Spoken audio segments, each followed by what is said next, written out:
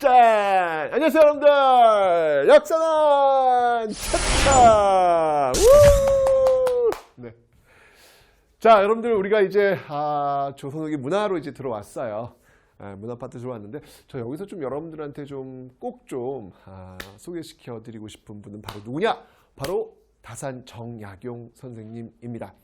여러분, 다산 정약용의 그 든든한 뒷배를 할 수 있는 정조. 다산 정약용의 스승이라고도 할 수 있지요. 이 정조가 1800년에 승하하십니다. 돌아가셨다는 이야기죠. 이러면서 이 천주교 집안이었던 정약용을 지켜줄 수 있는 그 바람막이가 사라진 거예요. 이때 이 정약용은요, 위기의식을 느낍니다. 죽을 수도 있으니까요. 그래서 자신의 생가로 와가, 남양주에 있거든요. 생가로 와서 현판을 하나 걸어 올려놔요. 그 현판의 이름이 뭐였냐면 바로 여유당이라는 겁니다. 자, 이 어떤 의미인지 아세요? 여유를 갖고 이제 살자.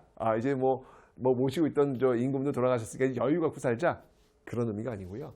이 여와 유라고 하는 것은 바로 이 노자의 도덕경에 나오는 그 글자를 따와가지고 만든 집자, 여와 유예요. 어떤 의미냐면 여함이요.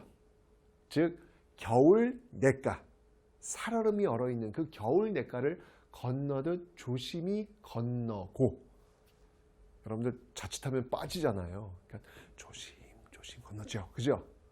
유함이요.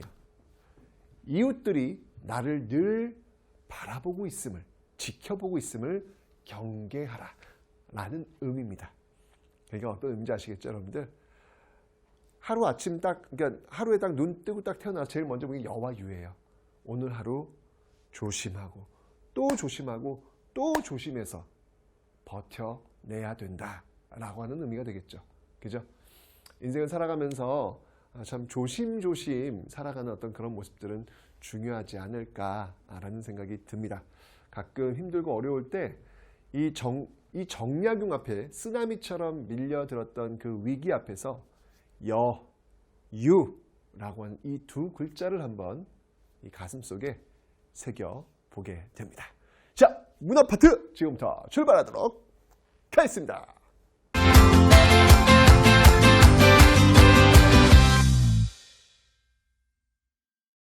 자, 우린 지금 조선 후기를 배우고 있는데, 이 조선 후기는 이제 조선 전기를 이끌었던 그 이념, 이데올로기를 할 수 있는 성리학, 어떤 그 인간의 심성과 우주의 원리를 따지는 것이죠. 하지만 어찌 본다면 그 신분제 질서를 합리화시키는 그런 각자의 분수에 맞게 살라라는 어떤 그 의미잖아요. 그죠? 그런 어떤 성리학, 조선 전기 이루어지고 있었는데, 조선 후기 와서는 이게 무너지고 있다라고 설명드렸죠. 그 앞에 사회 파트 보시면 양반수가 증가하고 상민과 노비순 감소하는 모습 확인하셨잖아요, 여러분들. 그죠? 이렇게 신분제가 동요하고 있는 상황 속에서 성리학이 과연 그 사회를 설명해낼 수 있을까? 없다는 거예요. 이러면서 조선 후기는 여러분들 성리학에 대한 학문들, 성리학은 안 되니까 그에 대한 대안 학문들이 등장하는데, 자, 어떤 것들인지 한번 보도록 할게요. 자, 먼저 양명학입니다. 자, 양명학은요, 성리학이 송나라의 학문이라면 양명학은 명자가 들어갔으니까 명나라의, 중국 명나라의 학문인데, 이 양명학의 그 핵심은 뭐냐면요, 여기서는 이거예요. 가장 중요한 게 뭐냐면 실천이라는 개념이에요. 실천. 그리고 지, 행, 합, 일. 아는 것과 실천하는 것은 같아야 된다라고 주장하는 거예요. 이거 무슨 말이냐면 이거예요. 여러분들 성리학은요, 굉장히 관념적이고 철학적이야. 예를 들면 사과가 있어. 사과의 본질이 무엇인가 끊임없이 연구해. 끊임없이 고민해. 사과의 본질이 무엇이란 말이야. 양명학은 여러분들 그게 아니야. 양명은 뭐냐면 사과의 본질이 궁금해? 그럼 먹어봐. 먹어보면 알 거 아니야. 이게 이제 양명학이에요. 그러니까 뭔가 실천을, 어떤 관념적인 어떤 사고보다는 그 실천을 통해서 얻는 지식, 이런 것들을 굉장히 중요시 여기고 있다라는 것이죠. 이런 것들이 이제 이 성리학의 대안으로 나오고 있었고, 바로 이런 양명을 이끌고 있었던 그 대표적인 인물이 누구였냐면요, 바로 정제두라는 인물이 있었어요. 예, 바로 정제두라는 인물이 있었는데, 이 정제도가 이끌고 있었던 학파, 양명학에 이끌고 있었던 그 학파를 우리는 강화도, 강화학파다라고 이야기해요. 강화도를 중심으로 해서 이런 게 형성되어서 강화학파다라고 이야기를 하고 있다라는 거, 양명학 여러분 기억을 좀 해놓으시면 되겠습니다. 됐죠? 근데 진짜 중요한 건 뭐냐면 진짜 중요한 성력의 대한학문. 그 대한학문은 뭐가 나오냐면요, 바로 이제 이 실학이라는 게 나오고 있습니다. 자, 이 실학이 뭐냐 말이에요. 실학의 어떤 정신을 한번 좀 들어봐라라고 한다면 실학은 여러분들 이겁니다. 바로 실, 사, 구, 시. 사과의 본질이 무엇인가? 이거 고민해봐야 먹고 사는 거 해결되는 거야? 아무 죄성 없다는 거예요. 사과를 어떻게 하면 더 잘 키워서 맛있게 많이 열리게 할 수 있을까를 고민하자는 거예요. 그게 실제로 먹고 사는데 해결되는 거니까 이 사과의 본질은 무엇이란 말인가? 왜 이 색깔은 빨갛단 말인가? What are you doing now? 실학자는 이제 이렇게 얘기를 하는 거야 지금. 그러면서 이제 실사고시, 그러니까 우리 실생활 속에서 얻을 수 있는 이익, 이런 것들을 좀 집중적으로 보고 있는 학문이 바로 실학이다라는 것이죠. 그러면서 이 실학은요, 우리 것에 굉장히 관심을 많이 가져요. 그래서 어찌 본다면 상당히 민족적이고요.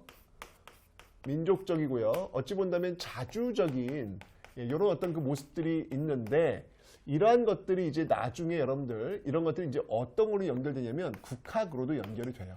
이 국학은 이제 듀듀듀듀듀듀 이제 배우게 될 겁니다. 저 뒤쪽에서 배우게 될 겁니다.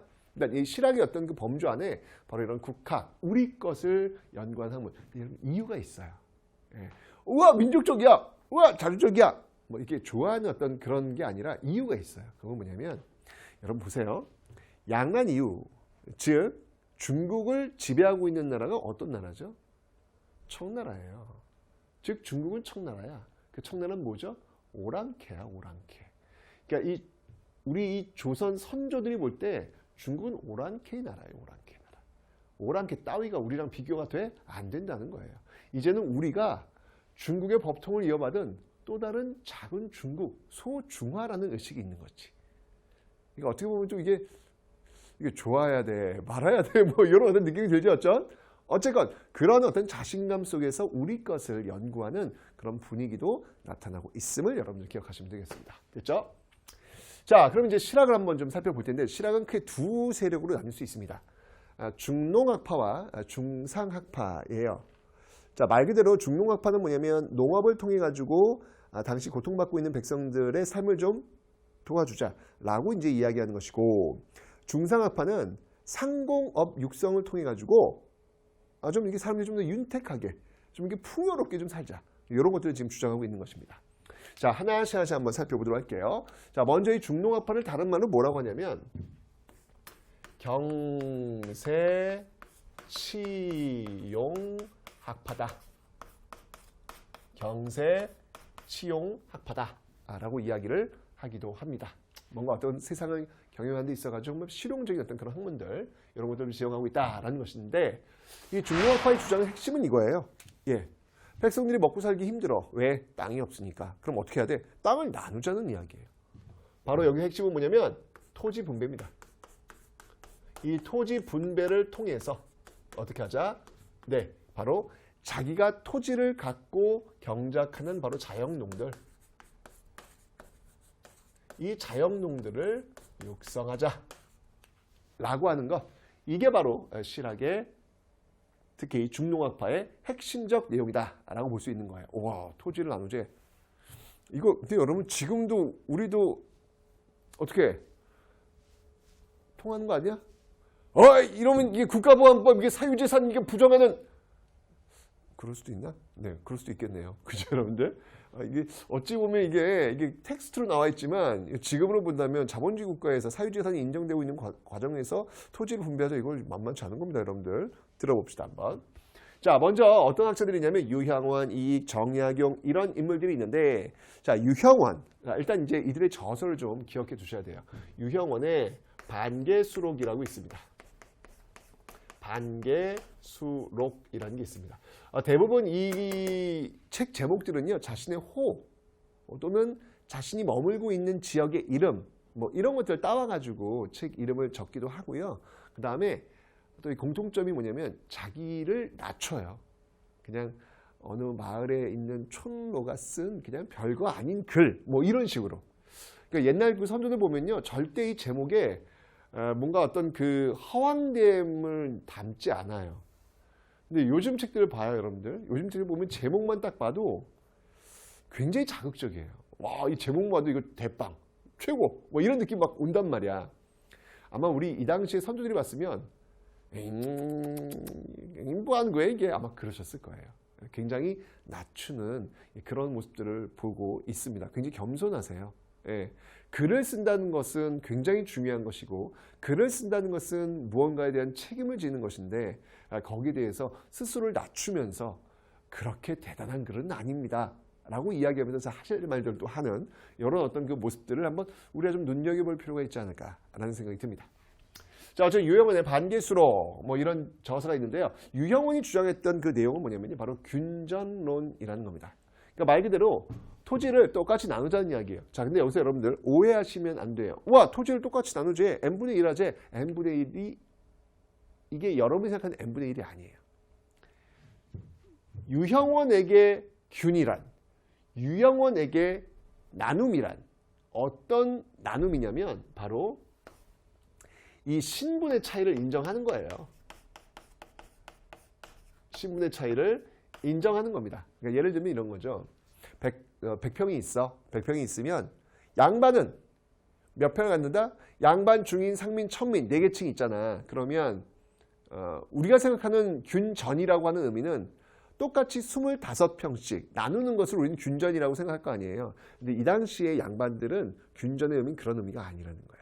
신분에 따른 나눔, 즉 양반이 40평 더 많이 갖는 거예요. 그 다음이 중인이 30평, 그 다음이 상민이 20평, 그 다음에 천민이 10평. 신분에 따라서 나누는 것, 이걸 이들이 균이라고 본 거야. 그러니까 균, 똑같이 나눈다라고 하는 의미가 달라. 어쨌건 이런 유형의 균전론을 지금 주장했는데, 사실은 여러분들 어쨌건 간에 이걸 시행하려고 하면 일단 뭐가 필요한 거예요, 여러분들? 그 토지를 몰수해야 될 거 아니야. 가능하겠어요? 이거 3.1주 혁명, 프롤레타 혁명이야. 가능하겠냐고. 이게 양반들이 그 당시 법도 만들고 양반들이 정치 이반자들인데 이걸 그냥 오케이 하고 자기 토지를 나누겠냐고요. 불가능이죠. 그래서 그의 제자 이익이 스승님이 참 이런 생각을 하셨지만 이거는 조금 아닌 것 같다. 좀 뭔가 보완책이 필요하다라고 이제 들고 나올 거예요. 이익의 어떤 유명한 저서가 있다면 그것은 바로 성호 사설이라는 겁니다. 이익의 성호 사설. 예, 사설. 그냥 작은 나의 이야기들, 주장들 뭐 이렇게 얘기하는 거예요. 굉장히 겸손하세요. 자, 이익의 이 성호 사설 기억해 놓으시면 되고요. 이익이 주장했던 토지 제도는 뭐냐면 한전론이에요. 말 그대로 토지를 제한하는 이론이라는 의미가 되겠습니다. 이 한전론에서의 특징이 뭐냐면 어떤 토지를 설정하냐면 영업전이라고 하는 걸 설정해요. 영업전. 자, 영업전은 뭐냐면 영원히 대를 이어 내려가는 토지라는 의미예요. 자, 이게 영업전이 뭐냐면 예를 들면 이런 거죠. 이 토지가 있어. 토지가 있으면 이 토지를요, 영업전을 설정해가지고 이 토지는 매매를 할 수 없어요. 이 토지는. 그리고 요 옆에 있는 이 토지는 매매가 가능해요. 즉, 이 부분. 이 부분. 이 부분이 바로 영업전. 이렇게 설정하는 거예요. 자, 그러면 이 토지는 지금 내가 갖고 있는 토지 중에서 이 부분은 매매를 할 수 없어. 이 말은 뭐냐면 이 토지를 갖고 있으면 혹시 내가 망하더라도 이 토지는 갖고 있겠죠. 일단은 먹고 사는 건 해결되는 거야. 오케이? 예, 뭐 풍족하진 않겠지만.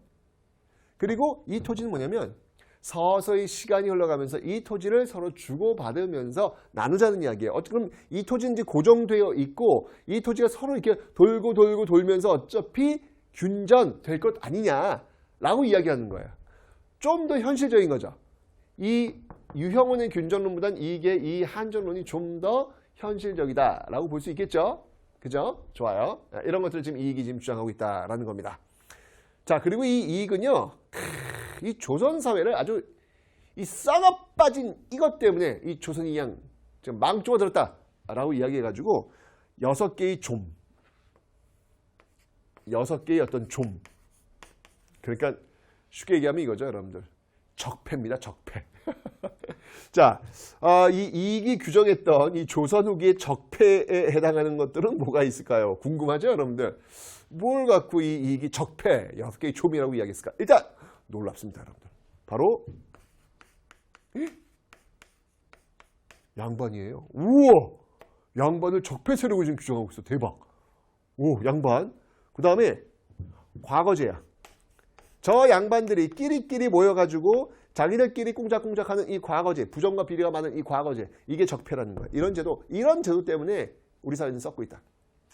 그 다음에 노비들. 이 노비들이 너무 많으면 안 된다는 얘기예요. 노비들. 이렇게 재산이 되어가지고 이렇게 움직이는, 이러면 안 된다는 얘기예요.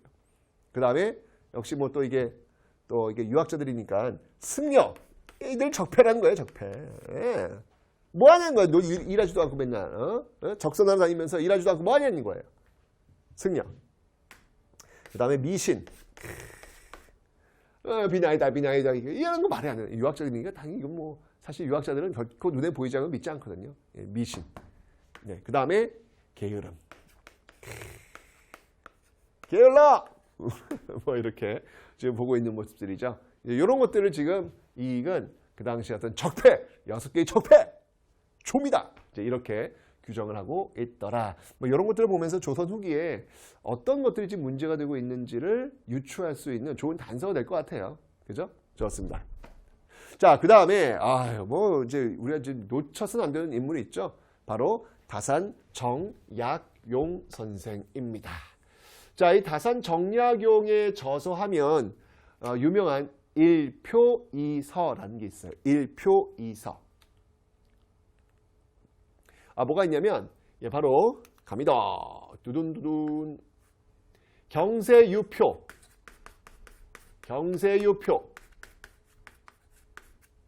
그 다음에 흠음심서.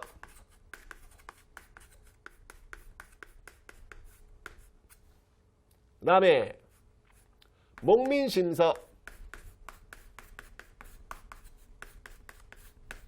이거예요. 경세유표, 흠음심서, 목민심서. 이 경세유표라고 하는 것은 정말 굉장히 어떤 이 한 나라를 운영하는 데 있어서 굉장히 큰 개혁안이에요. 이 그림이 커요. 이 정약용은요. 흠음심서라고 하는 건 법이에요. 법. 누군가에게 법을 판결을 내릴 때 정말 신중하고 또 신중하고 또 신중해야 된다라고 하는 그런 내용들을 지금 쓰고 있고요. 목민심서는 지방관들. 그 지방관들이 어떻게 그 지역을 다스려야 되는 것인가, 뭐 이런 것들을 지금 쓰고 있는 아주 유명한 그 저서들인데, 이 정약용은 여러분들 유배 갔을 때 결국 여유당이라고 하는 현판 걸었지만 결국 유배 가거든요. 무려 18년 동안 유배하면서 여러분 무려 500여 권의 책을 씁니다. 여러분 왜 500여 권의 책을 쓴지 아십니까? 할 일이 없어서. 땡! 다산 정약용 선생에게 할 일이 없어서라니. 정말 놀라운 건데요. 거기에 대한 답을 이 다산 정약용이 자신의 아들에게 써요. 뭐라고 쓰냐면 이렇게 이야기합니다. 내가 이렇게 글을 많이 쓰는 이유는, 여러분들 앉아서 너무 글을 많이 쓰니까 이 복숭아뼈 있잖아요. 그 양반다리하고 앉아있을 테니까 그 복숭아뼈가 구멍이 날 정도예요.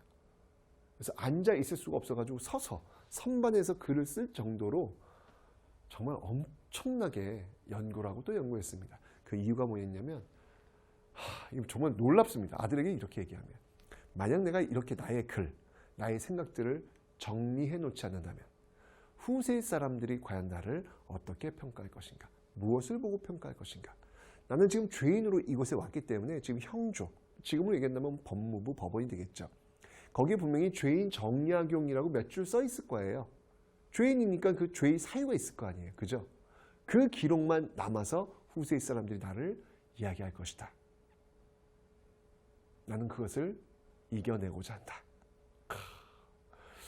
저 소름 돋더라고요, 여러분들. 정약용은 역사가 무엇인지를 알고 있는 분입니다. 역사 앞에서 내가 어떻게 살 것인지를 정면으로 부딪혔던 분이에요. 여러분들 한국서 교과서의 정약용이 어떻게 기록되어 있습니까? 죄인 정약용인가요? 아니죠. 조선 후기 이 실학을 집대성한 대학자로 기록되어 있습니다. 정약용이 이긴 겁니다. 형조에 나와 있는 그 몇 줄짜리의 죄인 정약용을 기억하는 것이 아니라 우리가 실학자, 대학자 정약용으로 기억하고 있다는 것은 바로 정약용이 바로 이 인식, 이 결과를 만들기 위해서 바로 그 당시에 열심히 살아왔다라고 하는 사실이죠. 역사가 무엇인지를 정약용은 알고 있었다는 것. 여러분들 잊지 않으시면 좋겠습니다. 이 정약용의 토지 개혁은요, 여전론이라는 거예요. 이 여자가 뭐냐면 마을 여자예요. 마을 여자. 그래서 이 마을이 공동으로, 이 마을 주민들이 공동으로 소유를 해, 토지를. 공동으로 소유를 해. 그리고 공동 경작해. 공동을 경작해. 그 다음에 어떻게 할까? 그 다음에 이거를 이제 나눠야 될 거 아니에요. 나누는 것을 노동량에 따라서 분배한다. 노동량에 따라 분배한다. 이게 이제 여전론이에요.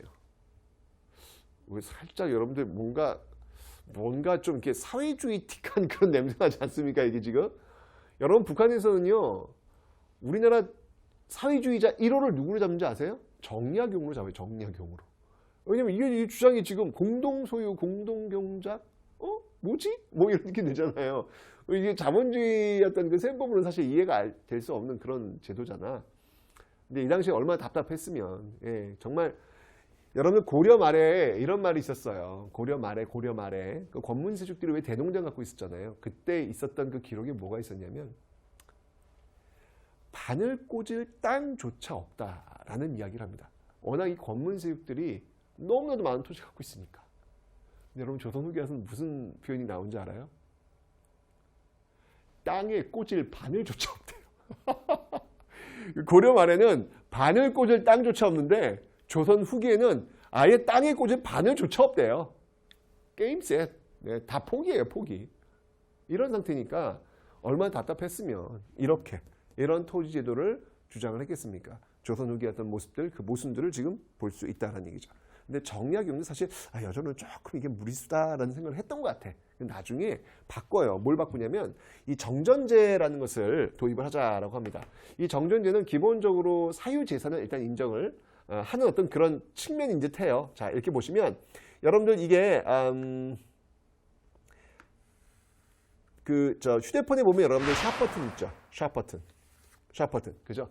이렇게 토지를 나눠. 그래서 하나, 둘, 셋, 넷, 다섯, 여섯, 일곱, 여덟 이렇게 나눠. 각자 가져간 다음에 가운데 있죠. 가운데 요 부분. 요 부분은 공동으로 경작하는 거야. 공동으로 경작하는 거야. 경작해서 나오는 생산물은 국가에 세금을 내는 거예요.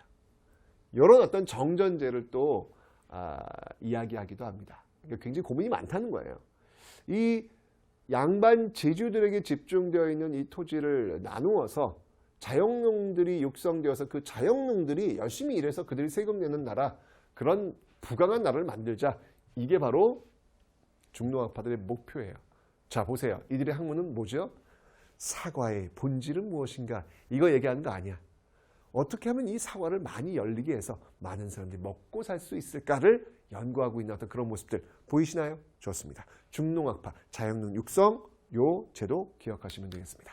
자, 이제 여러분들 그 반대점에 있는 중상학파 살펴보도록 하겠습니다. 자, 중상학파는요, 중농학파는 좀 달라요. 중상학파는 뭐라고 얘기하냐면 이쪽은 이용후생학파라고도 합니다. 네, 뭔가 어떤 뭐 이문이 남는 것, 뭐 좀 이로운 것, 이런 것들을 통해 가지고 좀 이렇게 좀 더 좋은 생활을 만들어 내자라고 이제 이야기하는 그런 쪽인데, 다른 말로 뭐라고 이야기하냐면 이들을 우리는 북학파다라고 이야기합니다. 북학파.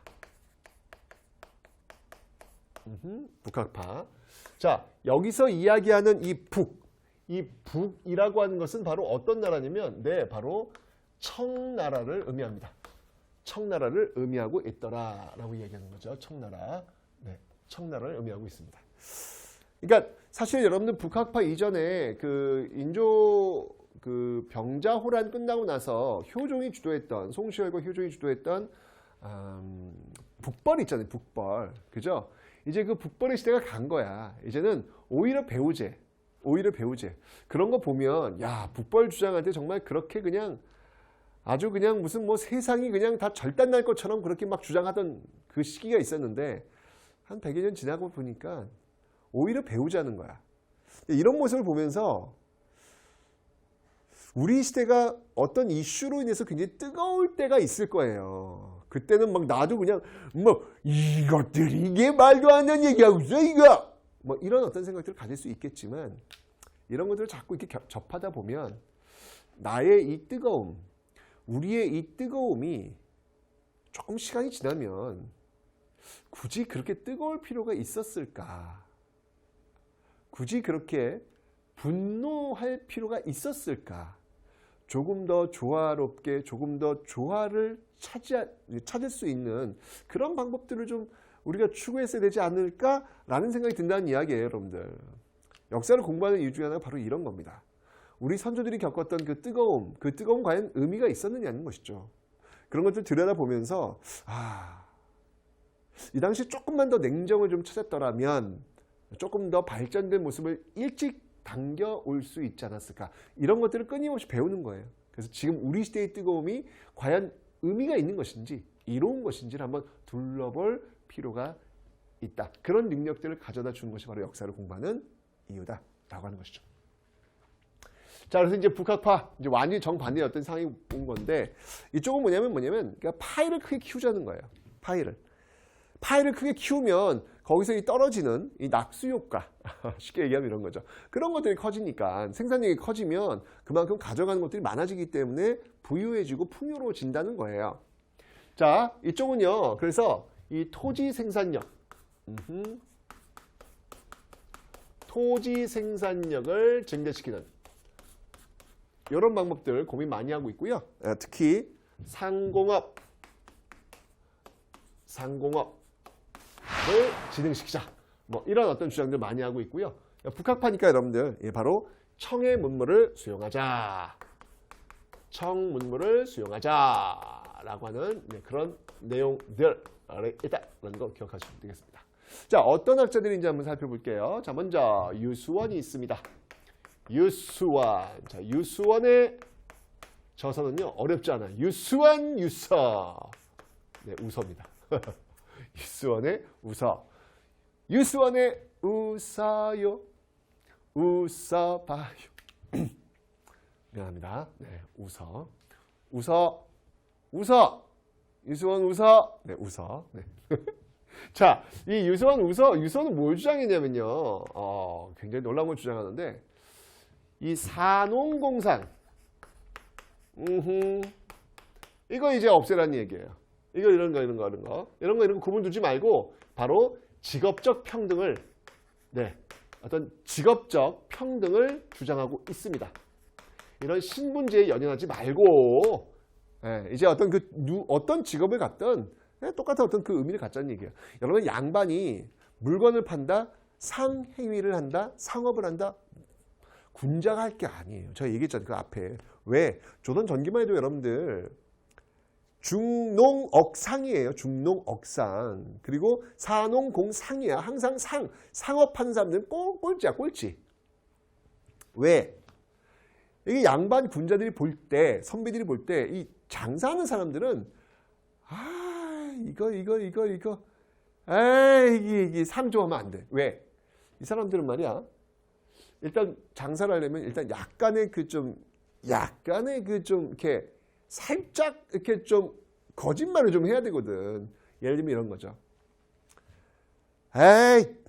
가져가. 내가 뭐 손해보고 팔지 뭐. 가져가. 절대 손해 안 봅니다, 여러분들. 하지만 그렇게 얘기를 하는 거잖아요. 근데 이 양반들 입장에서 볼 때 이게 뭐 하는 거야 이게 지금? 왜 거짓말하면서 생계를 유지하지? 이제 이렇게 판단한다는 이야기죠. 그래서 사업 별로 좋아하지 않는데 이제 인식이 달라진 거라. 인식이 달라진 거야.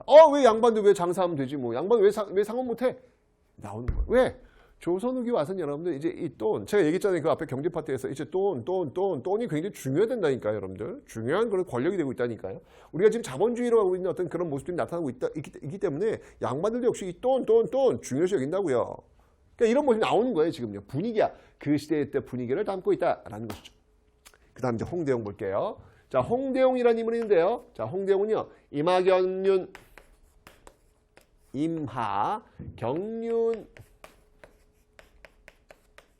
그 다음에 의산문답, 서로 이렇게 주거니 받거니 하면서 어떤 답을 찾으려 하는 어떤 그런 내용들이 있겠구나라는 것을 볼 수 있겠죠.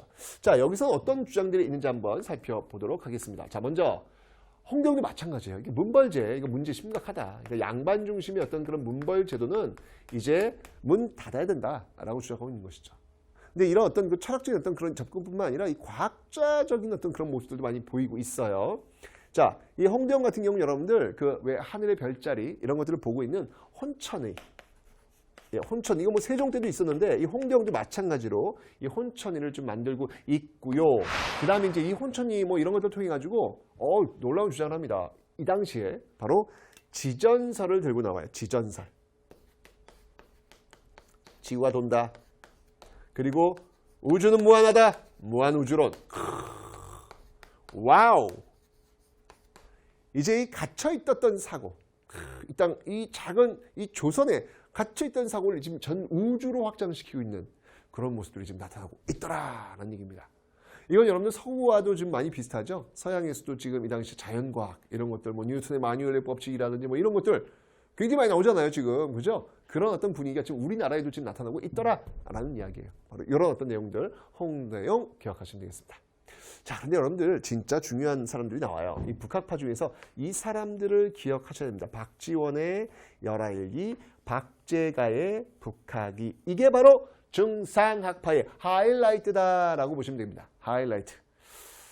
박지원 참 대단한 사람이에요. 여러분들 과거 시험 볼 때 백지답안지 됐던 그런 인물입니다. 대박이죠?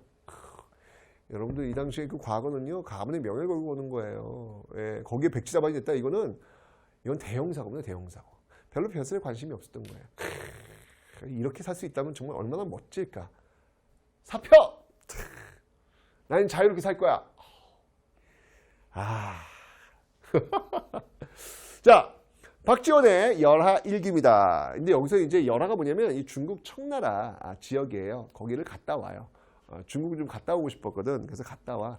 갔다 오고 나서 주장을 한 게 있습니다. 뭘 주장했냐면 박지원이 야, 이거 중국 갔다 오니까 우리가 좀 이런 걸 좀 도입해야 되겠다. 뭘 도입해야 된다? 수레. 우리도 수레 쓰자.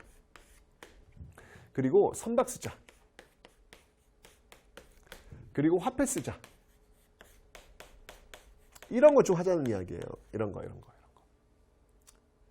이런 거 굉장히 많이 활용을 해야 된다는 얘기예요. 자, 이 당시 여러분 굉장히 중요한 관점이야. 이 실학자들의 관점이 뭐냐면 수레, 이 당시 이 실학자들 말고 다른 그 양반 사람들은 어떻게 생각하냐면 수레? 박혀있는 수레? 그 수레가 우리가 왜 필요해? 길이 없잖아, 우리는. 길이 없는데 못하는 수레가 필요해. 라고 이제 생각을 해요. 그 당시 양반 그 대부분들은. 근데 실학자들은 아니에요. 수레를 쓰면 길이 난다고 보는 사람들이에요. 다르죠? 그 당시 집권 세력들은 길이 없으니까 수레를 쓸 필요가 없다는데 실학자들은 수레를 쓰면 길이 생긴다는 거예요. 이게 여러분들 이게 발상의 전환이야. 이게 기가 막힌 발상의 전환입니다, 여러분들. 그죠? 그래서 여러분들 이 박지원의 어떤 그 수레 선박 이런 것도 굉장히 우리가 좀 의미 있게 좀 받아들일 필요 있다는 얘기죠. 근데 봐봐, 박지원은 여러분들 이거 한 200년 뒤를 내다본 거야. 수레, 우리나라 자동차 지금 수출 많잖아요, 지금. 선박, 우리 조선업 1등이잖아. 우리나라가 가야 될 길을 이미 몇백 년 전에 지금 얘기를 해주고 있는 거야. 지금 우리는 자동차, 조선 이쪽으로 짱 달리고 있고요. 그죠? 이런 모습들. 또 화폐도 쓰자. 그러니까 왜 이래야 이제 상업이 발달하니까 이런 것들을 주장하고 있죠. 박제가도 역시 마찬가지예요. 예, 박지원의 어떤 그 지도를 받았던 박제가 역시 뭐 수레, 선박 똑같아요. 이런 거 쓸 필요가 있다. 라고 이야기하는데 여기서 여러분들이 놓치지 마실 게 있어요. 이 박지원의 이 소비론이라고 하는 거, 요게 이제 굉장히 중요한 포인트가 되겠습니다. 이 소비론이 무엇이냐면, 소비론은 바로 적당히 전략하라는 거예요. 원래 여러분들 이 성리학자들은 전략과 근검, 이게 미덕이야. 아끼고 또 아끼는 것, 이게 미덕이야. 삭취하지 않는 것, 이게 미덕이야. 이것 때문에 조선이 망하는 거야! 라고 지금 얘기를 하는 거예요. 아니 예를 들면 이런 거죠. 주전자가 있어. 주전자가 있는데 이 주전자에 구멍이 날 때까지 써. 그러면 그 주전자 만드는 사람은 뭐 먹고 사냐는 거예요. 와우. 여러분 이거 완벽히 자본주의적 발상이에요. 그죠? 적당한 소비가 있어야 돈다는 거예요. 물건을 만들고 물건을 판매하고 그걸 소비하고 이게 돌아줘야 된다는 이야기죠. 적당한 소비를 해야 된다. 와. 야, 이걸 이 당시에 지금 이 박제가가 이런 생각을 하고 있는 거야. 대단하죠, 여러분들. 시험 잘 나와요. 박제가의 소비론 기억하시면 되겠습니다. 여러분 다시 한번 얘기했지만 이 시대는 지금 우리가 살고 있는 이 시대, 이 자본주의 모습을 향해 달려가고 있음이 바로 이런 학문적 세계에서도 나타나고 있다라는 것을 놓치지 않으시면 되겠습니다. 자, 이렇게 실학, 중농학파, 중상학파 살펴봤고요. 이 실학은 굉장히 민족주의고 자주적인 어떤 그런 모습 보인다고 했는데 이게 이제 국학으로 연결된다라고 설명드렸습니다. 어떤 모습인지 국학 한번 살펴보도록 하겠습니다.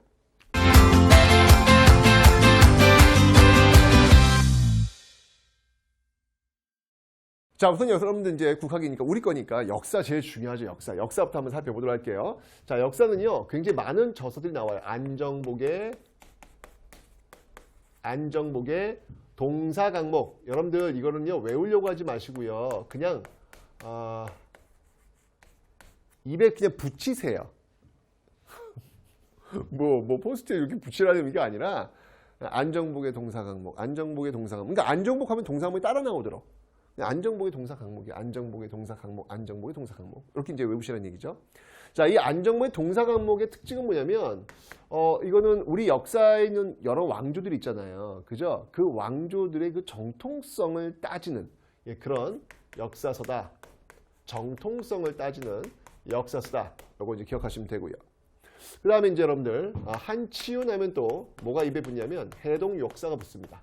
한치훈의 해동 역사. 한치훈의 해동 역사 이렇게 붙는데 이 한치훈의 해동 역사는 특히 외국의 문헌들을 굉장히 많이 인용을 해요.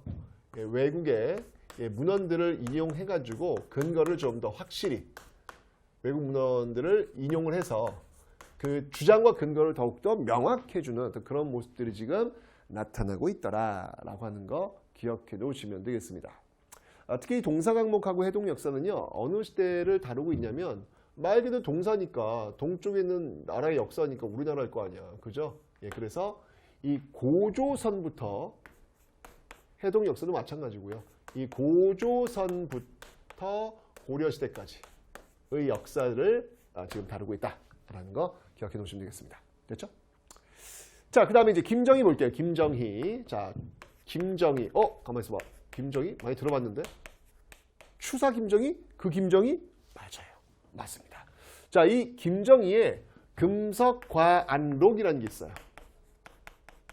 금석과안록. 말 그대로 금성문이야. 그러니까 이 비석 같은 거 있잖아요. 비석에 새겨져 있는 글씨 이걸 해독해가지고 이게 어느 시대의 문헌이다. 어느 시대의 글이다. 어느 시대의 기록이다. 이런 것들을 밝혀내는 그런 것이죠. 자, 그런데 놀랍게도 이 금석과안록 여기서 이 김정희가 뭘 밝혀내냐면 대박, 완전 대박이야.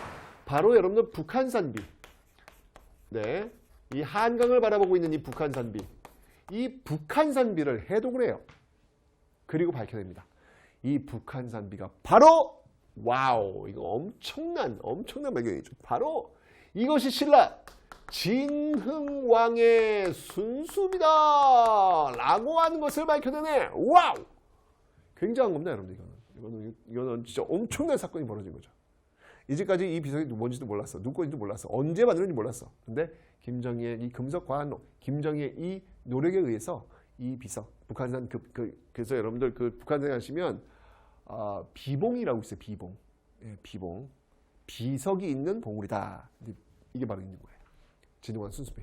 예, 그러니까 한강 지역을 차지했던 이 진흥왕이 그걸 딱 기념하기 위해서 북한산 숲에 딱 세운 것이죠. 그거를 밝혀낸 게 바로 김정희다라는 것입니다. 자, 김정희 하면 여러분들 우리가 또 기억할 게 뭐냐면 그의 독특한 글이죠. 그러니까 그런 독특한 글, 어떤 한자에서 벗어난, 한자의 어떤 그 기본적 틀에서 벗어난 우리의 어떤 그 정서가 담긴 어떤 그런 것들이 있다는 얘기죠. 그걸 우리 뭐라 그래요? 추사체라고, 추사체. 추사체라는 게 있고요. 그 다음에 이제 이 김정희 하면은 또 김정희 또 제주도로 또 유배를 가거든요. 예. 그래서 이 제주 유배 갔을 때 그렸던 그림이 있어요. 잘 나갈 때 모르는데 유배 가니까 아무도 안 찾아와. 인생이나 그런 거거든. 역사를 공부하면서 이런 걸 보고 배우는 것 같아요. 그렇구나. 잘 나갈 때와 못 나갈 때 이런 것들을 구분해서 보는 모습들 있구나. 예.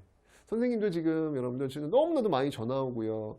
막 뭐 미팅도 하자고 막 그래요. 예. 그리고 막 선생님 만나는 사람마다 정말 최태원 선생님 정말 최고의 최고 막 그래요.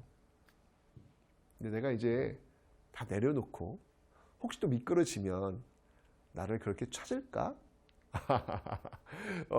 역사를 통해서 자꾸 이제 그런 걸 보니까 학습하니까 지금 나의 이 상태를 더 절제하고 겸손하게 살아야 되겠다라는 생각을 자꾸 하게 되는 것 같아요. 역사를 공부하는 이유가 지금 그런 거예요.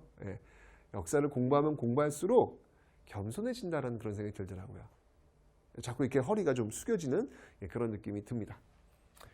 그러니까 김정희도 그걸 느꼈던 거야. 근데 그때 그 제주 그 칼바람 맞으면서 있는데 그때 자신의 제자가 그 중국에서 선생님 책 읽으라고 이 책 갖고 와요. 여러분 이게 수레에 걸 실어. 그 수레가 수레겠냐고 길도 없는데 그 얼마나 힘들겠어. 게다가 육지가 아니잖아. 제주도 오려면 또 배 타고 와야 되잖아 지금. 그죠? 너무 고마운 거야. 그래서 진짜 푸른 나무는 눈이 오고 추운 겨울이 되었을 때 그 푸르름을 유지할 수 있는 그 나무. 그 나무야말로 진짜 나무다. 이제 이런 것들을 이제 그린 거죠. 이제 세한도.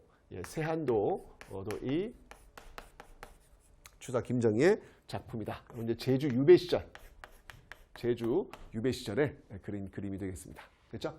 자, 그다음에 이제 이종휘의 동사가 있는데요. 이 동사는요, 주어, 명사, 동사 그 동사가 아니고요. 동자 들어가면 우리나라예요, 우리나라. 이 동사인데 특히 이 이종휘의 동사는 어느 나라를 지금 집중적으로 지금 다루고 있냐면 고구려예요, 고구려. 그리고 얘 유득공의 발해고인데 이 발해고는 말 그대로 여러분들 발해에서 이제 남북국 시대를 지금 다루고 있습니다. 그러니까 이 이종휘의 동사와 유득공의 발해고의 역사적 의의를 한번 좀 들어봐라 라고 한다면 바로 이 두 책을 통해서 우리의 시야를 이 한반도에 갖춰 놓는 것이 아니라 바로 만주로 시야를 확대하고 있다라는 역사적 의의가 있다는 이야기예요. 이 남북국이라는 용어는 지금도 우리가 쓰고 있잖아요. 남국에는 통일신라, 북국에는 발해. 지금도 쓰고 있잖아요. 그죠? 이때부터 남북국이라는 용어를 쓰고 있다라는 거 잘 기억해 놓으시면 되겠습니다. 됐죠? 그 다음에 이제 또 역사서로는요, 많죠, 여러분들.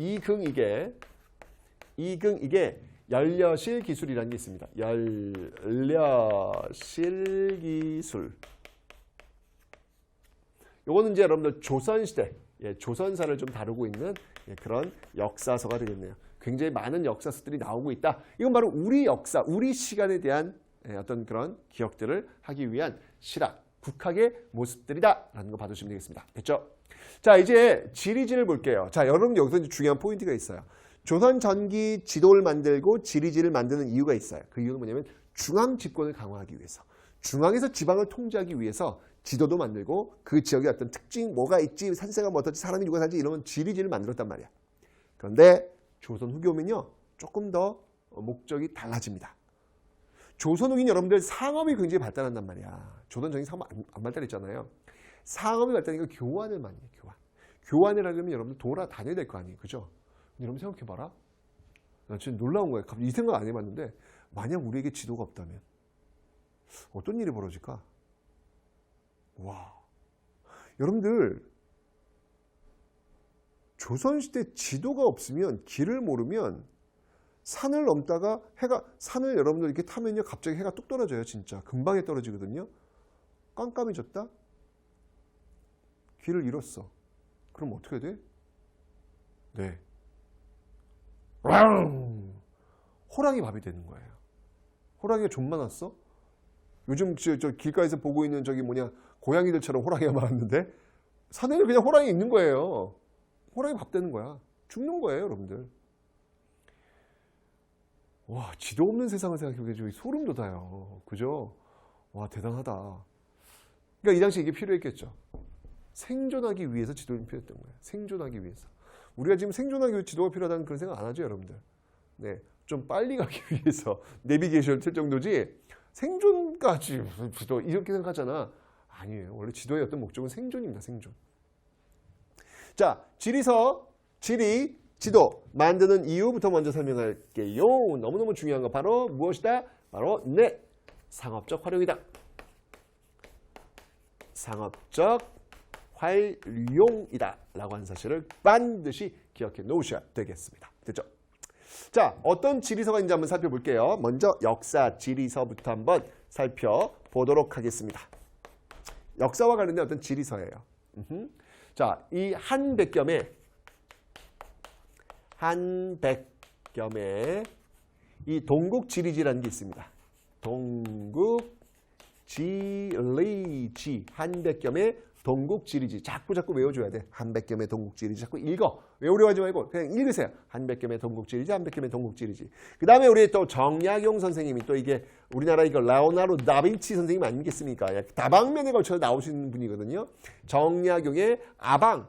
아방은 이제 우리나라잖아. 아방 강역고 우리의 어떤 영토가 어떻게 되는지를 한번 살펴보는 그런 역사적인 어떤 그 지리서가 되겠습니다. 이런 게 있고요. 그 다음에 인문지리서가 있어요. 인문지리서. 그 지역에는 누가 살고 있으며 풍속은 어떠며 있다. 대표 중에 바로 이 이중환의 택리지. 이 이중환의 택리지는 여러분은 지금도 쓰고 있어요. 지금도. 어느 지역에 답사할 때 항상 이중환의 택리지에서 이 지역의 어떤 역사나 이 지역의 어떤 산문이나 이런 것들 다 보고 출발할 정도로 지금도 아주 굉장히 의미 있는 그런 자료가 되겠습니다. 그 다음에 이제 지도입니다. 지도에서 여러분 기억할 게 뭐냐면 정상기에 이 동국지도라는 게 있어요. 동국지도. 자, 이 정상기의 동국지도의 특징은 뭐냐면 최초로 백리척을 사용했다. 백리척. 그러니까 축척이라고 볼 수 있겠죠. 이런 것들을 지금 사용하고 있더라라고 하는 거. 그 다음에 이제 여러분들 이 대동여 지도입니다. 아, 너무 중요하죠. 대동여 지도는요. 그죠? 이 대동여 지도는 여러분들, 목판이에요, 목판. 목판이고요. 지도첩입니다. 지도첩. 그러니까 목판에서 찍어낸 거 있잖아요. 그 찍어낸 것들을 이렇게 적으면 책한 거 있대요. 옛날에 내비게이션이 없을 때 우리가 항상 운전할 때 지도책을 들고 다녔어요. 그래서 지도 이렇게 운전하다가 지도 몇 번 국도 거기다 와가네 표지판 보고 오른쪽 돌고 왼쪽 돌게 지도책. 지도책이 정말 너무 제가 대학교 때 답사 다닐 때 제가 운전을 맡았거든요. 그러면 이제 저기 봉고를 하나 빌려요. 봉고차를 하나 빌려요. 그 봉고차가 11인승이야. 그럼 그 11인승에 11명이 다 타. 이 대학생이 가난하니까. 이게 차를 많이 빌릴 수 없잖아요. 근데 생각해봐. 답사를 몇 박 며칠 가는데 짐이 없냐고. 짐도 다 실어야 할 거 아니야. 거기 11명이 다 탄다니까, 여러분들. 짐과 사람 11명. 그러니 그 11인승 봉고가 나만 나겠어요? 옛날에 지리산을 올라가는데 내가 이 악셀레이터를 계속 봤는데 안 올라가. 미치겠어. 안 올라가. 하도 인간들이 많으니까, 짐이 하도 많으니까 안 올라가. 와, 정말 야, 정말 노고단 이렇게 올라가는데, 그 길 올라가는데, 저는 막 앞에 식은땀이 흘려가지고, 누가 좀 내려라, 좀. 라고 했던 그런 기억이 났는데, 그때 이제 지도를 보면서 갔거든요. 예, 옆에 탁 선다. 어디로 가? 여기서 길이 이러면 큰일 나. 그 지도가 지금 핸드폰에 쏙 들어온 거잖아요. 내비게이션. 알아서 길도 보여줘. 이제 막 보여줘가지고 오른쪽, 왼쪽. 세상이 많이 좋아졌습니다. 그죠? 이 당시에 이 김정호의 대통령 지도는 진짜 너무 귀했을 것 같아요. 목판으로 찍어낸 거니까 필요로 하는 사람은 누구나 가져갈 수 있다는 얘기잖아요. 그죠? 정말 한평생을 그 지도를 만들면서 살았던 이 김정호야말로 지리학자가 목표가 아니라 그 지리학, 그 지도, 이거를 가지고 누구한테 도움을 줄 것인지를 고민했던, 동사의 꿈을 꾸었던 그런 인물이 아니었을까라는 생각이 듭니다. 김정호였습니다. 자, 그 다음에 이제 여러분들 백과사전. 이건 이제 모든 세상의 이 지식들을 막 모아놓는 그런 백과사전 파들이 등장을 합니다. 이건 이제 세계사적으로 좀 비슷한 모습들이에요. 자, 어떤 유명한 백과사전인지 한번 살펴볼게요. 먼저 이수광. 네, 이수광의 지봉유설이라는 게 있습니다. 이수광의 지봉유설. 유설이래. 이것도 뭐 그냥 저기 낮추는 그런 모습이죠. 우리 앞에 배웠어요. 이게 뭐였죠, 여러분들? 이게 성호사설. 오케이. 성호사설. 자, 그 다음에 서유구의, 이것도 우리 앞에서 배웠습니다. 농업할 때. 임원경제지.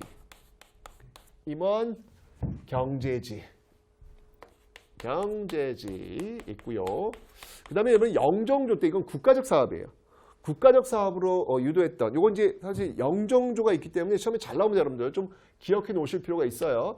바로 이 동국문헌비고라는 게 있어요. 동국문헌비고. 이거는 영조 때부터 출발해가지고 정조 때까지 쭉 간행 보관되었던 그런 저서, 동국문헌비고를 여러분들 꼭 좀 기억해 놓으시면 되겠습니다. 됐죠? 영조와 정조에 들어가는 거니까 영조, 정조 시험에 워낙 잘 나오잖아요. 그래서 여러분 꼭 기억을 해 놓으시면 되고요.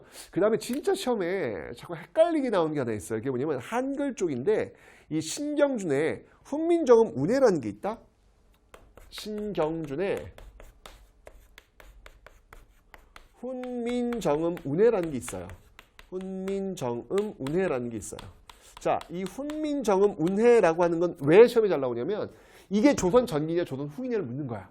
근데 조선 전기 물으면, 왜냐면 조선 전기에 세종이 훈민정음 창제했잖아. 그러니까 이 훈민정음 운해는 조선 전기 작품이다. 이렇게 이제 오해를 한다는 게 아니라는 거예요. 조선 후기 작품입니다. 아시죠? 요것만 여러분 놓치지 않으시면 되겠습니다. 오케이? 자, 이제 여러분들 조선 후기, 세상이 지금 많이 바뀌고 있어요. 성리학으로는 도저히 설명할 수 없는 그런 세상. 왜? 이 세상은 지금 우리가 살고 있는 이 시대를 향해 달리고 있으니까 성리학으로는 설명이 안 되는 거야. 그죠?